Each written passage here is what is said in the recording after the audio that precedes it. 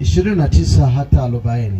Maandiko yanasema, ikawa alipokaribia Bethfage na Bethania kwenye mlima uitwao wa Mizeituni, alituma wawili katika wale wanafunzi akisema, nendeni mpaka kijiji kile kinachowakabili, na mtakapoingia ndani mtaona mwanapunda amefungwa ambaye hajapandwa na mtu yeyote bado. Mfungueni mkamlete hapa. Na kama mtu akiwauliza, mbona mnamfungua? Semeni hivi, Bwana anamhitaji. Na wale waliotumwa wakaenda wakaona kama alivyowaambia. Na walipokuwa wakimfungua mwanapunda, wenyewe waliwaambia, mbona mnamfungua mwanapunda? Wakasema, Bwana ana haja naye. Wakampeleka kwa Yesu, wakatandika nguo zao juu ya mwanapunda, wakampandisha Yesu. Na alipokuwa akienda, walitandaza nguo zao njiani. Hata alipokuwa amekaribia matelemko ya mlima wa Mizeituni, kundi zima la wanafunzi wake walianza kufurahi na kumsifu Mungu kwa sauti kuu kwa ajili ya matendo yote ya uwezo walioyaona. Wakasema, ndiye mbarikiwa mfalme ajaye kwa jina la Bwana. Amani mbinguni na utukufu uko juu. Baadhi ya Mafarisayo waliokuwa katika mkutano wakamwambia, Mwalimu, uwakanye wanafunzi wako. Akajibu akasema, nawaambia ninyi, wakinyamaza hawa mawe yatapiga kelele. Bwana Yesu asifiwe. Amen. Hallelujah. Wangapi wana amani leo nusu finali? Amen. Kwa wale wanaokuazika kwenye viwanja hivi, kesho tunamalizia. Kwa vumilia tu, kesho tumalizie, tuondoke, raha iendelee. Hallelujah. Kwa mnaokuazika, kwa wale ambao mnapenda, endeleeni kutuombea ili na mahali pengine pakafanyike baraka. Amen. Amen. Bwana Yesu asifiwe. Injili ya Mathayo tuliosoma ni Yesu anawaagiza wanafunzi wake wawili. Na injili ya Mathayo ni injili, katika watu wataalamu wa theolojia wanasema ni synoptic gospel. Ni injili ya matendo, ni injili ya wazi, na ni injili ya Yesu. Katika injili ya Mathayo utaona hata Mathayo mwenyewe, ama huyu Marko, ama huyu Luka, ama huyu Yohana, hawa watu wote zinaitwa synoptic gospel. Hasa tumesoma katika kitabu cha Luka ile sura ya 19, ambayo ni injili ya mtu ambaye alikuwa tabibu. Hakuwahi kuwa mwanafunzi wa Yesu kibibilia, lakini alikuwa ni tabibu ambaye Yesu alimjua. Na Yesu anasimulia habari zake, huyu tabibu anasimulia habari za Yesu kwa uzuri zaidi kuliko mtu mwingine yeyote, ukilinganisha na Mathayo na Marko pamoja na ile Yohana. Na wataalamu wa maandiko wanaona Luka alikufa kifo cha kunyongwa katika nchi ya Ugiriki wa sasa. Alinyongwa. Kwa nini? Kwa sababu ya Yesu. Na wale waliotazama mkanda ambao unasemekana kuwa ni mkanda wa igizo la Yesu, yule aliyeigiza lile igizo amechukua kwenye kitabu cha injili ya Luka, sio injili nyingine. Hasa tunamwona Yesu anawatuma wanafunzi wake wawili. Anasema, nendeni pale mpaka kijiji ama mji wa Bethfage. Mtamkuta mwanapunda amefungwa, hajawahi kupandwa bado. Mfungueni mkamlete. Na kama mtu atawauliza, semeni Bwana ana haja naye. Semeni Bwana anamhitaji. Hebu mshike jirani yako, mwambie Bwana ana haja na wewe. Ana haja na wewe. Mwambie Bwana ana haja na wewe. Jamani, hata kushikana nako kuna hitaji wanaozali Moravian tu. Hey. Haleluya mwenzi. Haleluya. Akasema ikiwa mtu atawauliza kwa nini mnamfungua mwanapunda, semeni Bwana ana haja naye. Wakaondoka wakaenda mpaka ule mji wa Betfage. Wakamkuta mwanapunda asiyepandwa bado. Sifa ya mwanapunda asiyepandwa bado maana yake ni mdogo, ni mwana wa punda. Ndio maana anaitwa mwana punda, ni mtoto wa punda. Na sifa ya punda asiyepandwa maana yake hajui fimbo, hajui sauti za watu, hajuagi kwa sababu hajapandwa bado. Lakini kwa enzi zile za zamani, ilikuwa mfalme yeyote anapoenda kuzuru mahali popote hapandi punda, anapanda farasi. Lakini Yesu hakutaka punda, hakutaka farasi, akamtaka punda. Akasema nendeni mtamfungua huyo mwanapunda mumlete. Mtu akiwauliza semeni Bwana ana haja naye.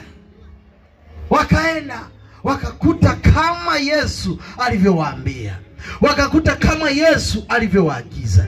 Na ndio maana usishangae hata mtumishi wa Mungu anapoanza kukutabiria mambo fulani. Hiyo ni kawaida. Kama Yesu alikuwa mbali huko akasema nendeni kijiji fulani, mtakuta mwanapunda amefungwa, hajawahi kupandwa bado. Haleluya, haleluya. Na alikuwa na safari ya kwenda mahali pengine Yerusalemu. Alikuwa anaenda kufanya injili, mkutano wa injili Yerusalemu. Maana yake alikuwa hana usafiri siku hiyo.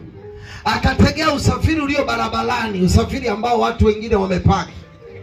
Kachukue baisikeli ya mtu bila kumwambia. Ukachukue pikipiki hapo, useme Bwana anahitaji pikipiki, uone kama watakuelewa. Mikomoto. Huwezi ukaeleweka. Lakini Yesu alijua hitaji la watu wake, na alijua kusudi analoliendea. Alipowatuma wakakuta mwanapunda.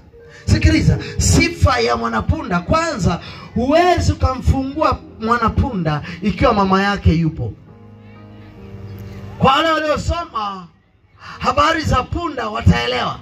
Kama na wewe umewahi kufuga punda utaelewa. Huwezi ukamchukua mtoto wa punda wakati mama yake yupo. Hata kama ulimfunga na mnyororo ataukata. Lazima akuvamie. Sasa Yesu anatuma mtu, anasema mkamfungue mwanapunda. Hasemi mkamfungue yule mama yake, anasema mwana wa punda. Kitu ambacho sio rahisi. Na ndio maana mpaka leo ukienda kumkagua punda, punda ana makovu. Chini ya wayo wake ana kidonda ambacho hakijawahi kupona, miguu yake. Lakini pia kwenye mapaja humu ana makovu ambayo hajawahi kupona mpaka leo. Lakini ukipanda hapa juu ana msalaba umechorwa mstari kutoka hapa juu mpaka hapa, alafu kapita mstari mmoja hivi, msalaba. Mwanapunda sio rahisi kumfungua. Lakini ukitaka hata kugusa kile kidonda chake, wewe chukua mwanzi mrefu alafu uwe mbali, utegee kumgusa kidonda chake au paja lake pale ambapo pana kovu, uwezi ukakigusa, atakwepa. Ndio sifa ya punda. Haleluya, haleluya, haleluya. Lakini sio rahisi kumtumia mwana wa punda wakati mama yake yupo. Lazima akate kamba, anakuja kukuvamia. Huwezi ukamchukua mwana wa punda wakati mama yake yupo. Lakini Yesu anaagiza wanafunzi wakamchukua mwanapunda. Alafu mtu akiwauliza semeni Bwana ana haja naye. Kwa nini anataka kuchukua punda ambaye hajapandwa? Kwa sababu ya usafi. Maana angechukua punda aliyepandwa, punda wengine wamewekewa uchawi, wamewekewa madawa, punda wengine wamewekewa vitu vya ajabu. Yesu akaliona hilo, akasema ninahitaji kumpanda punda ambaye hajapandwa na mtu yeyote. Maana yake mimi ndiye nianze hapo mahali. Haleluya, haleluya, Haleluya, haleluya. Lakini watu wengi pia tumekuwa tukijiuliza, yule punda baada ya kupandwa wakaanza kutandika nguo. Biblia inasema wakatandika vitambaa vya matari, wakaweka ili mwanapunda apite. Hivi kama ningekuuliza sawa sawa, pale aliyeheshimika ni nani? Aliyeheshimika Yesu. Amen. Aliyeheshimika Yesu. Wao walikuwa na mheshimu Yesu, lakini aliyepita kwenye zile nguo ni nani? Punda. Haleluya. Amen. Haleluya. Amen. Wao waliheshimu Yesu, lakini aliyepita kwenye zile nguo ni punda. Wewe unafikiri siku hiyo usingizi wa punda ulikuwaje? Mtamu. Kama punda hajawahi kutandikiwa nguo na mtu yeyote, anaona walembo wanatandika, anaona wababa wanatandika, anaona vijana wanatandika, alafu wanapiga kelele, wanashangilia, wanaimba, wanatandika. Unafikiri punda alijisikiaje? Barikiwa ajaye. Haleluya, haleluya. Usipende kusema nitumie kama punda. Usipende kwenye maombi yako nitumie kama punda. Hatujui baada ya kurudishwa yule punda alipelekwa wapi. Historia yake haipo. Baada ya kumbeba Yesu akampeleka Yerusalemu, alirudi peke yake. Na inawezekana alikuwa anaishangaa ile barabara, maana alirudi haijatandikwa tena. Kila walichokitandika walishakinyofoa. Nini sasa anarudi mpweke. Unafikiri alikuwa na raha? Haleluya, haleluya. Haleluya, haleluya. Yesu anamtumia mwanapunda. Lakini wanaposafiri, wanaenda, watu wanashangilia, watu wanaimba. Hawa watu Mafarisayo wakaanza kumwambia Yesu, hebu wazuie hawa watu wasipige kelele. Hivi kweli inawezekana? Mimi nawaona hata hawa jamaa walikuwa hawana akili sawa sawa. Kwa sababu kama watu wanaopiga kelele unawaona, sikawazuia wanaopiga kelele, unamwambiaje yule ambaye anapigiwa kelele? Yesu anashangiliwa, anataka kuingia Jerusalem, anapigiwa kelele, saruti zimejaa. Alafu anasema wanyamazishe hao watu wasipige kelele. Hata mimi siwezi kuzuia. Siwezi kuzuia. Alafu Yesu anasema nikiwanyamazisha haya, mawe yatafanyaje? Yatapiga kelele. Haleluya, haleluya. Sikiliza ule mstari wa 41 na pale chini ni Yerusalemu tayari. Na ukumbuke Yerusalemu alihubiri vizuri sana siku hiyo. Watu walifunguliwa, watu walipona sana. Lakini kesho yake ilikuwa Sabato. Na ile siku waliokuwa na hubiriana, watu ni kama hivi, Baraka ametukaribisha hapa, ikanduka, tumekuja, tumehubiriana hivi, alafu ghafla anatukimbia. Hatupi chakula, hatupi chochote, ametutoroka sho. Kama samaki ukambale yule. Si unajua anavyoteleza? Majini. Wale ya Jerusalem wakamtoroka Yesu. Yesu alilala na njaa siku hiyo. Na ndio maana anasema huyu mwana wa Adamu hana mahali hata pa kulaza kichwa chake. Kwa sababu alitorokwa. Usiku watu wametoroka kwenye viwanja. Jamaa anabaki na njaa, hajala. Asubuhi alipoamka Yesu na wanafunzi wake, akakutana na masuke. Wakaanza kuparua wanafunzi. Wanakula. Njaa inauma. Halafu alipoendelea kutembea mbele zaidi, akakutana na mti umestawi vizuri, lakini hauna matunda. Unajua Yesu alichokifanya? Akaulani. Njaa inaumiza. mpaka Yesu mwenyewe alilani vitu kwa sababu njaa ilikuwa imemkongoli. Hebu muangalie jirani yako, mwambie njaa mwanangu. Njaa inaumaga. Yesu mwenyewe amelala Jerusalem, amehubiri Jerusalem, lakini watu walimkimbia, walimwacha peke yake. Hasa anaondoka, njaa inauma. Wakati njaa inauma, anakuta mti unatakiwa kuzaa hauna matunda. Alafu ni kipindi cha matunda. Lazima huu mti haufai, ni lazima kuulani. Akaulani. Haleluya, haleluya. Na ndipo walipoanza Wayahudi wakasema, huyu mtu gani asiyeheshimu Sabato? Huyu mtu gani asiyeheshimu?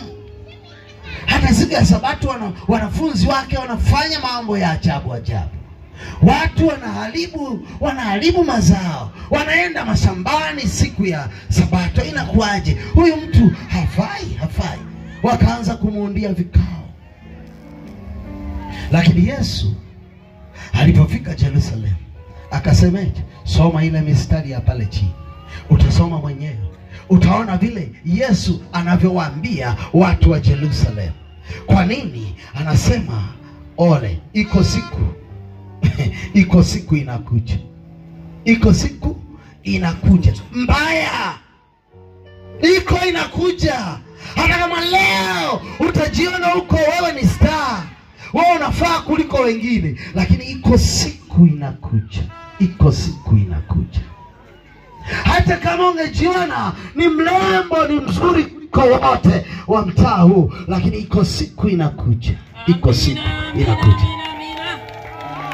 Hata kama ungejiona una fedha kuliko wote mahali unapoishi, lakini iko siku inakuja. Iko siku. Haleluya, haleluya. Haleluya, haleluya. Hata kama ungejiona una elimu kubwa sana, lakini iko siku hiyo elimu yako si kitu.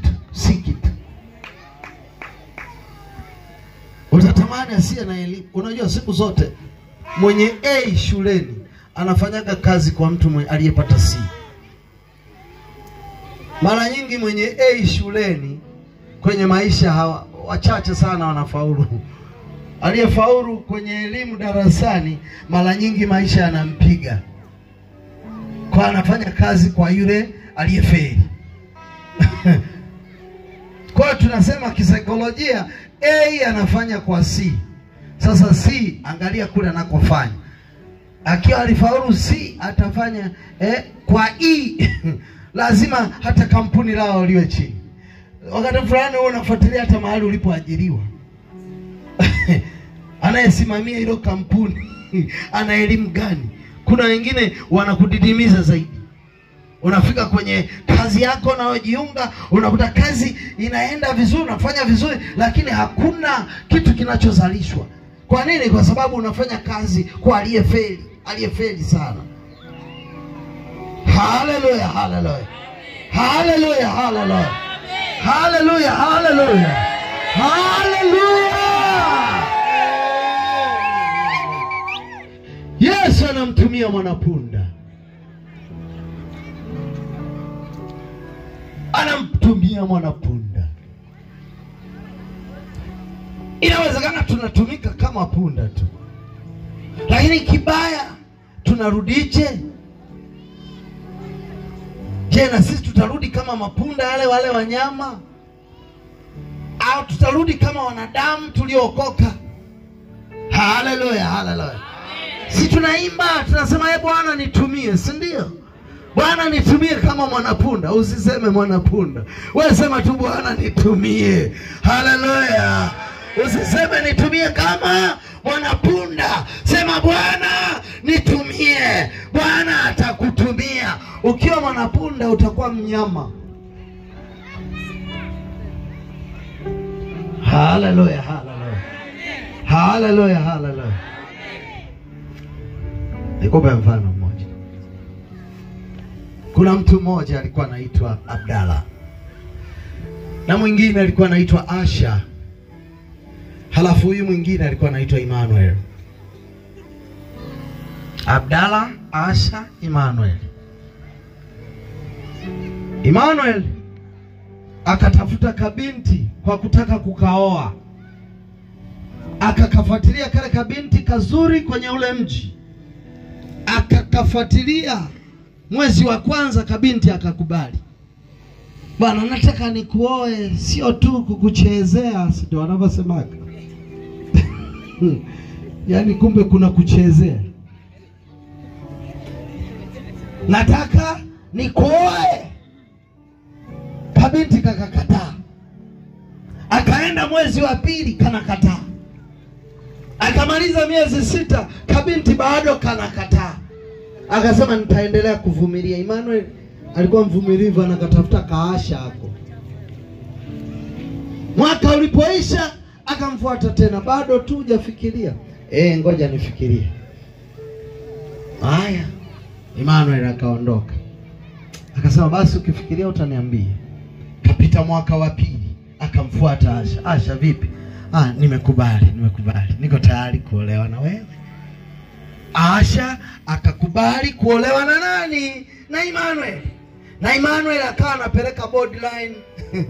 Hakuna lotion, maana uwezo hana. Perfume haipo. Wala lipstick, sijui lip shine hazipo. Yeye anapeleka mafuta ya bunduki paka chumba wangu. Akishindwa siku hiyo hata mawese pa.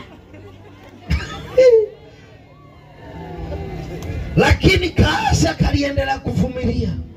Kanavumilia tu haya maisha. Siku Emmanuel akamwaga Asha, naondoka kwa sababu nimesoma lakini sina kazi. Nimesoma sina pesa, nataka kusafiri sasa nikatafute kazi. Na Mungu akamsaidia Elisha yule Emmanuel akapata kazi kule Lagos, Nigeria. Akawa engineer wa majengo wa nchi ile ya Nigeria kwenye jiji la Lagos. Akawa na design anatengeneza, lakini Mtanzania wa Kiela kwenye mawese. Alipofika huko Emmanuel akaanza kupata pesa. Zamana akawa anatuma kwa Asha Kiela. Anamtumia mchumba wake. Kumbe mchumba ameshakuwa anatamani kuonja maparachichi yao yanaonjwa. Kinunua bila kuonja nalo ni tatizo. Akataka aanze kuonjesha maparachichi hao anayaona. Hasa akatokea jamaa anayejua kuonja, anaitwa Abdalla. Akasema niko hapa mwanangu, si ndio unachotaka? Siku hiyo akaenda na V8 gari kali. Kumbuka wakati Emmanuel anamfuata Asha, hata baiskeli alikuwa hana chochote.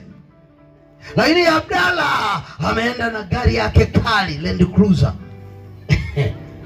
Anamfuata Asha. Siku ya kwanza tu, wala Asha hakumsumbua kama alivyomsumbua yule miaka 2. Akasema gari hii, kwani mimi nataka nini? Sinataka maisha hapa duniani. Wacha yule, naachana naye.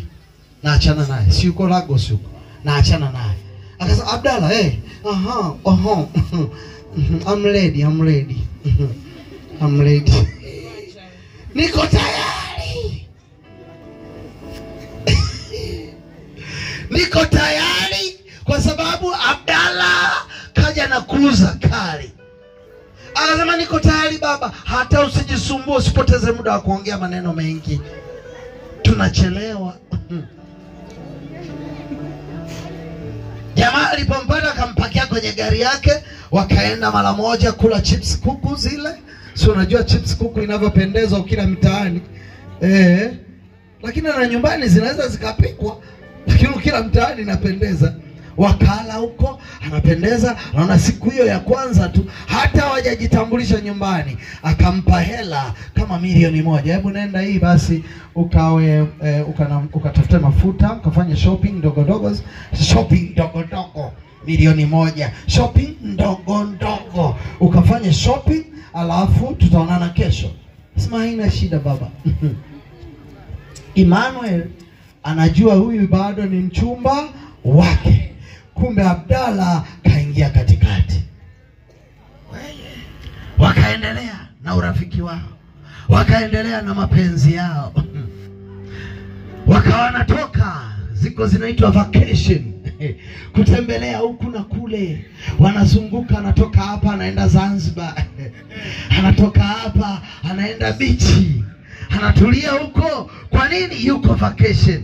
Hebu gonga na rafiki yako, mwambie vacation. Sema hata hivyo hivyo, sema vacation. Hivyo hivyo. Wanatoka huku na kule. Abdalla, hela ya kutembea ipo, ya kula ipo, ya kulala kwenye chumba ipo. Lakini yule Emmanuel alikuwa anatoa tu mafuta ya bunduki. Emmanuel kula aliko naye akaendelea kutuma pesa. Sasa akawa anatuma pesa ndogo ndogo tu yeye, za kununua boardline, za kununua, yani ndogo ndogo tu, lakini pesa anayo kuliko hata huyo Abdalla. Pesa tayari amekuwa nayo. Basi yule Abdalla akaenda kujitambulisha kwa wazazi wake. Si unajua wazazi nao wakiona mwenye pesa hawachelewi.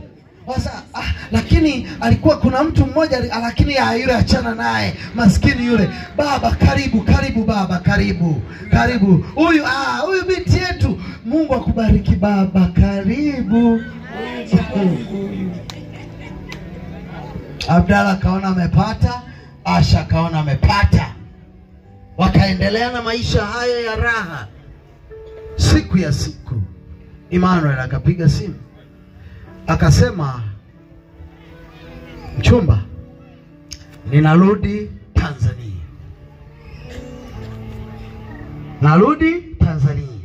Sasa si unajua tena, pamoja na kuwa naye Abdalla, lakini anasema bado mimi nakupenda, ni mchumba wako, ndio unanikuta. Wakati kumbe wamekula na mahali za nani? Za Abdalla. Lakini yeye anasema narudi, tutakupokea mchumba wangu. Sawa basi, mchumba wangu, utatoka hapo Kyela, utapanda gari uje mpaka Dar es Salaam. Huko Dar es Salaam nimeleta zawadi ambazo sitaki nikwambie mapema, lakini ni zawadi utakazozifurahia maisha yako yote. Kaasha kakasema sawa, siku hiyo nitakuwa tayari. Anapiga simu, haina shida, njoo mchumba wangu, yani nimekumisi. Yani anaongea vizuri, utafikiri kweli amemisi. Siku ile baba akafika Dar es Salaam. Anapiga simu ya Asha, haipatikani. Pale Dar es Salaam alikuwa ametanguliza gari zake mbili V8, zote ni kali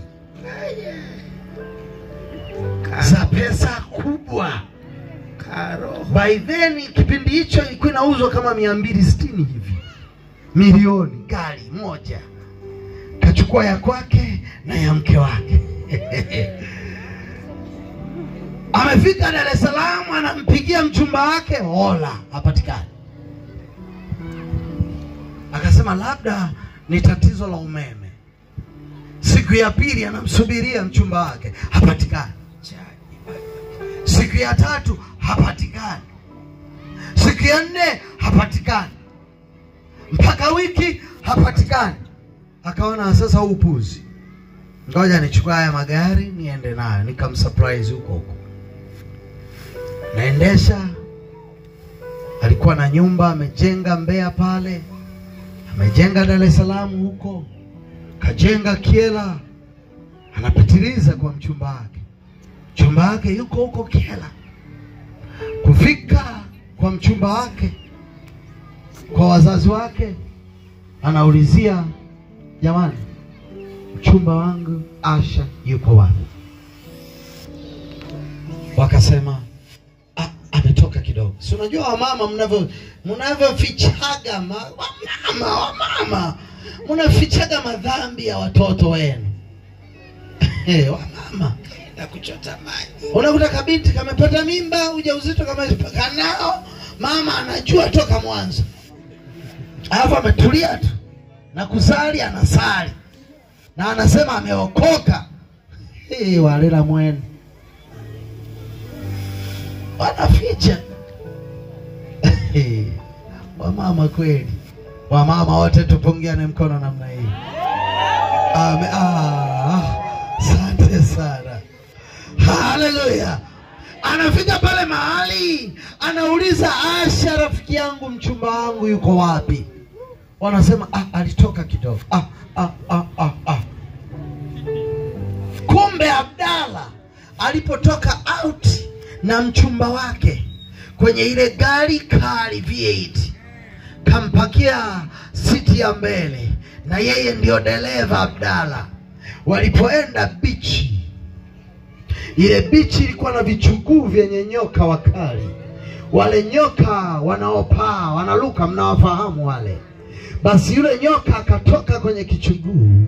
Ule upepo mwanana uliokuwa unaingia kwenye lile gari, sikio kiko wazi, kimeshushwa kidogo, maana wanatembea ule mwendo wa vacation, mwendo wa matembezi, mwendo wa malingo, wa madoido. Wakati wanaenda bichi, kumbe nyoka yuko kwenye kichuguu.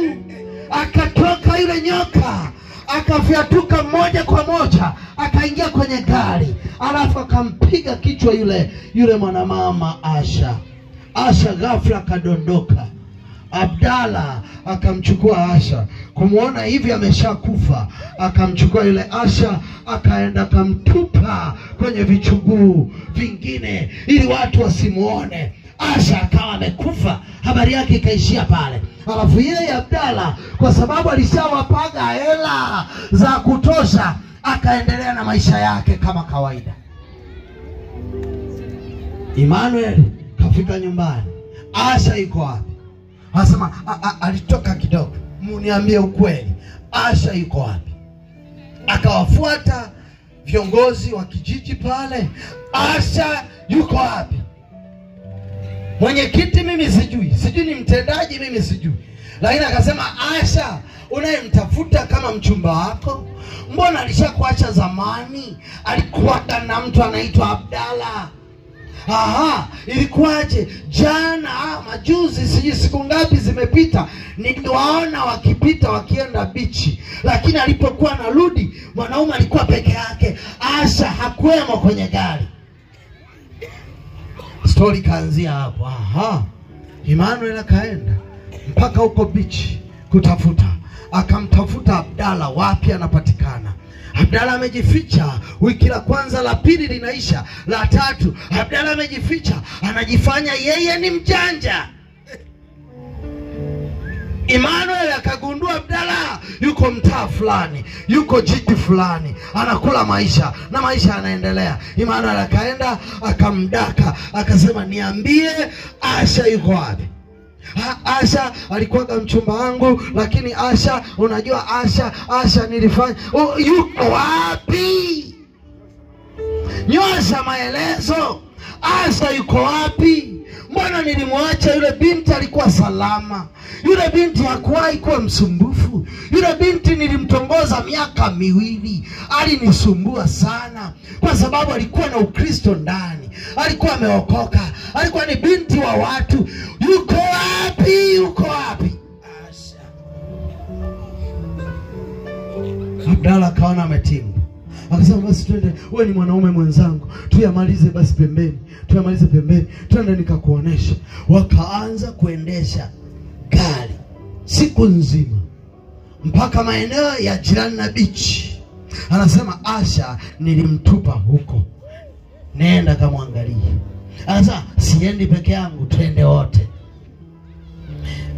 Anakuta Asha kashaoza, karibiwa, masisimizi, manzi, kila kitu kipo hapo.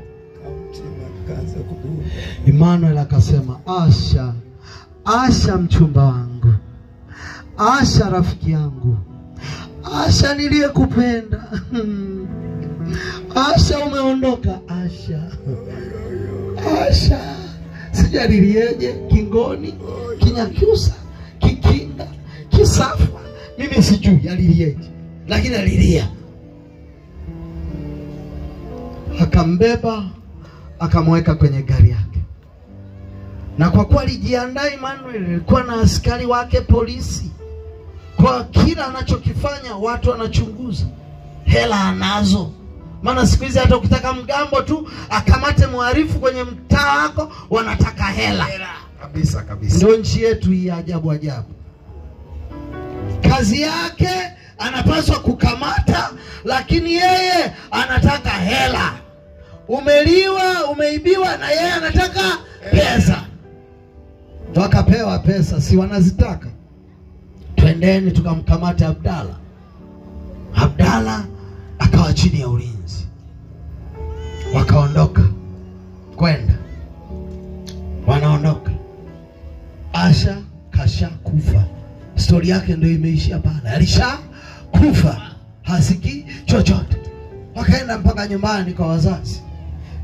Mulikuwa mmemruhusu huyu Abdalla awe mchumba wake? Ndiyo baba, tulikula na hela. Unajua yule alikuja na hela nyingi na nini na nini. Okay sawa. Zile pesa amewalipa. Amemuua huyu mtoto wenu huyo hapo. Kazikeni. Haleluya. Amen. Hebu mshike jirani yako, mwambie unamuelewa mtumishi. Anza tukilia. Mwambie unamuelewa mtumishi. Kakabidhi maiti nyumbani.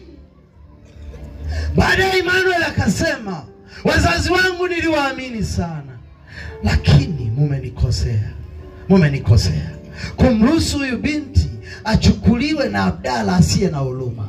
Sikiliza mpendwa, jioni ya leo, Emmanuel wetu ni Yesu Kristo. Amen. Emmanuel mchumba wetu ni Yesu Kristo. Amen. Anaonekana anachelewa lakini atarudi. Anaonekana hana hela lakini anazo. Anaonekana hafai lakini anafaa. Yes. Huyo Abdalla anayekukimbilia leo, huyo Abdalla leo anaonekana na pesa, huyo Abdalla ambaye leo anakupa vichipsi, Abdalla anakupa kila kitu, na kuambia upo wakati atakuacha njia panda. Atakuacha njia panda. Hatakuwa na wewe milele. Yuko Yesu Mnazareti peke yake ambaye atakuwa nasi hata mwisho wa dahari. Ndio. Inawezekana leo upati mafuta ya kupaka, sawa, lakini yuko Emmanuel anarudi, ataleta mafuta. Wacha watu wakudhalau unapoimba kwaya, unaposali. Wacha watu waseme wanavyosema, lakini upo wakati utapendeza mwenzangu, utapendeza mwenzangu.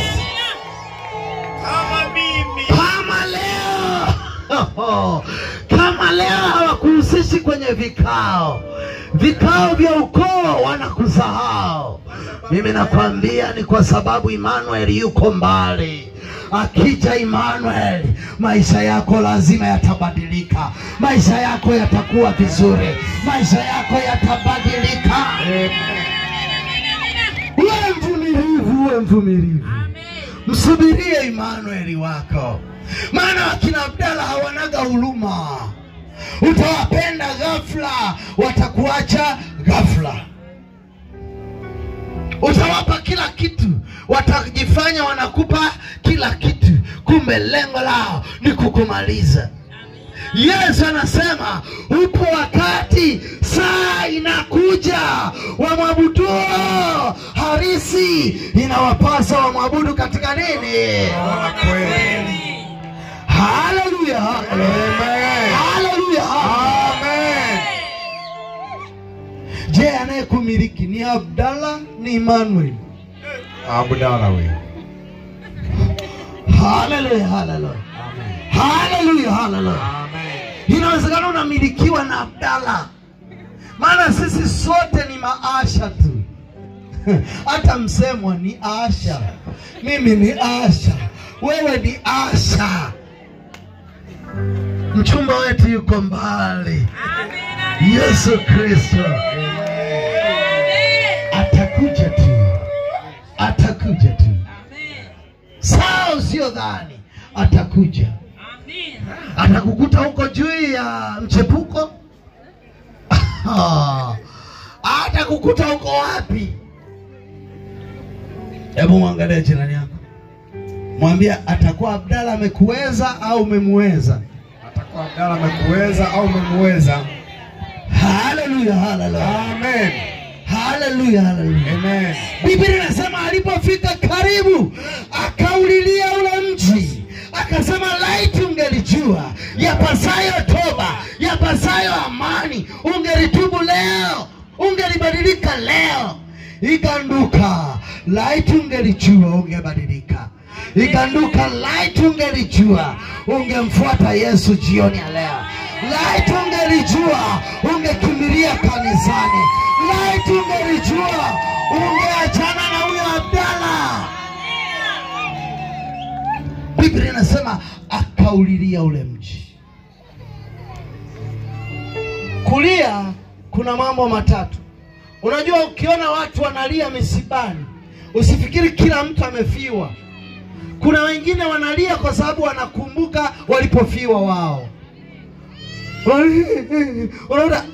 Unaweza kadhani analia sana huyu mtu, kumbe analia msiba wa mama yake aliyekufaga mwaka jana.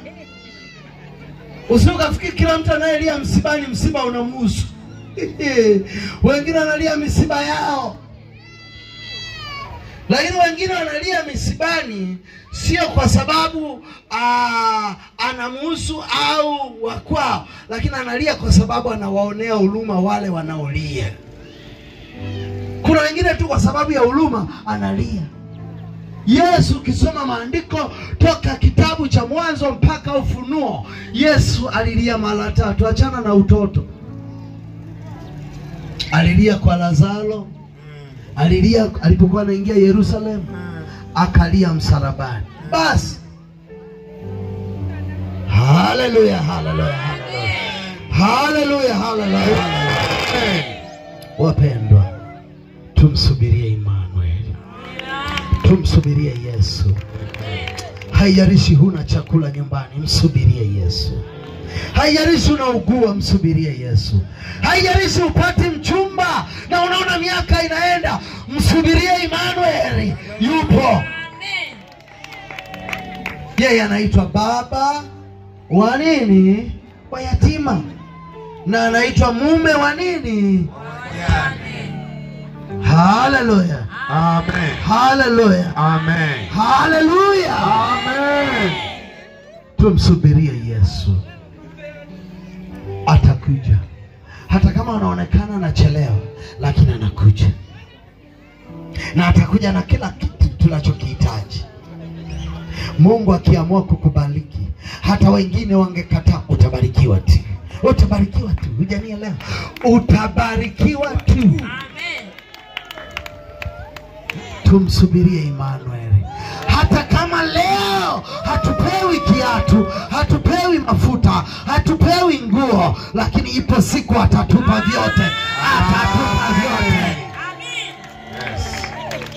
Haleluya, haleluya. Amen. Hawa watu wanaokuja kututongoza tu ghafla ghafla barabarani, hawajui hata tulikoanzia. Wanakupa chips kuku leo, alafu wanakuua. Wana maana hao. Hebu mwangalie jirani yako, mwambie mwenzangu, usikimbilie tu Abdala. Usikimbilie kwa Abdala. Abdala ndiye shetani mwenyewe. Abdala ndiye shetani mwenyewe. Acha kwenda kwa waganga wa kienyeji, hao watakumaliza. Hapo mmenuna. Vile vidonda vya chale vile haviponagi. Umewahi kuona vimetoka? Ujiprizi.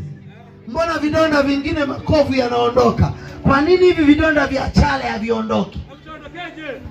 Unafikiri mtu muda wote amevaa tai anapenda, kumbe anaficha mavidonda. Anaficha matuta. Sikiliza, hata kama ulishayapata hayo, ukishasema Bwana niokoe, Bwana nisamehe, Bwana nirehemu, Bwana anayafuta yote. Kabisa kabisa. Kwani Asa angeenda kumpokea Emmanuel, angejua kwamba Abdala walikuwa naye? Haleluya. Haleluya.